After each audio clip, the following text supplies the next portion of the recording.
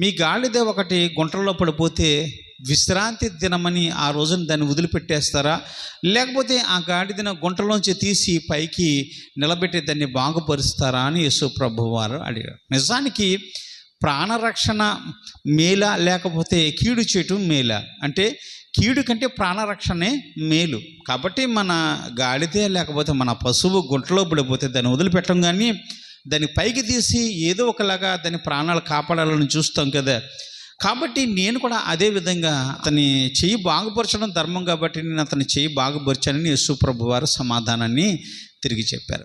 ఎంత మంచి చేసినా ఏదో ఒక విధంగా తాటాకులు కట్టడం. చాలామంది దైవ సేవకులు సమాజాన్ని బాగు చేయాలని యేసు క్రీస్తు సువార్త తీసుకుని రోడ్లపైకి వెళ్ళి అనేక మందికి బోధిస్తూ ఉన్నారు.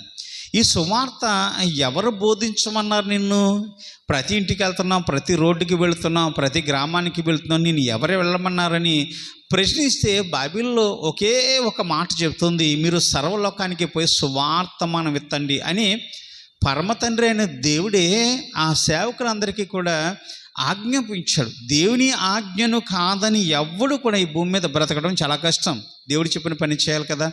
అంటే సేవకులందరూ కూడా తమ తమ సువార్తమానాలను తీసుకుని తాము బోధించే బోధ ఏదైతుందో ఆ బోధ తీసుకుని వారు రోడ్ల మీదకి వెళ్తున్నప్పుడు ప్రశ్నిస్తున్నారు. కానీ వీరి వల్ల సమాజము బాగుపడుతుంది, చెడిపోతుంది.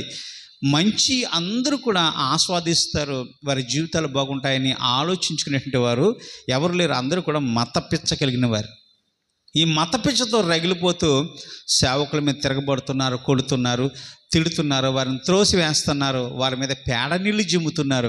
ఆడకూతుర్లు వెళ్ళి సువార్తమానం చెబుతుంటే వారి మీద తిరగబడి దుర్భాషలు మాట్లాడుతున్నారు. నానా విధమైనటువంటి అరాచకాలన్నీ కూడా క్రైస్తవ సేవకుల మీద చేస్తున్నారు. కారణం ఏంటంటే మంచి చేయటం వారికి ఇష్టము లేదు. ఎందుకంటే వారు మత పిచ్చ కలిగిన వారు.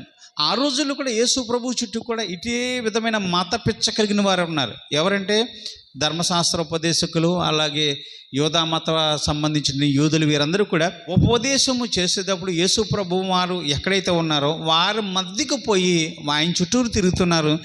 ఎక్కడ తప్పు దొరుకుతుందా యేసు ప్రభువుని ఎక్కడ బంధిందామా అని చూసేటువంటి వ్యక్తుల్లో చాలామంది వ్యక్తులు ఆ రోజున యేసు ప్రభువుని చాలామంది ఇబ్బంది పెడుతుండేవారు. అయినప్పటికీ కూడా యేసు ప్రభు తన ధర్మాన్ని ఏదైతుందో ఆ ధర్మాన్ని బోధిస్తున్నాడు. ఈ తన తండ్రి దగ్గర పొందిన ఆజ్ఞ ఏదైతుందో ఆ ఆజ్ఞను తీసుకుని మాత్రమే ప్రపంచంలో అనేక మందికి సువార్తమానం చెప్పడానికి, అనేక మందిని బాగుపరచడం కోసం, అనేక మందికి స్వస్థతను కలగజేయడం కోసం, అనేక మంది జీవితాలు వెలుగులకు నడిపించడం కోసం యేసు ప్రభువు సువార్తమానం చెప్తుంటే ఈ కార్యములు లేకపోతే ఈ స్వస్థతలు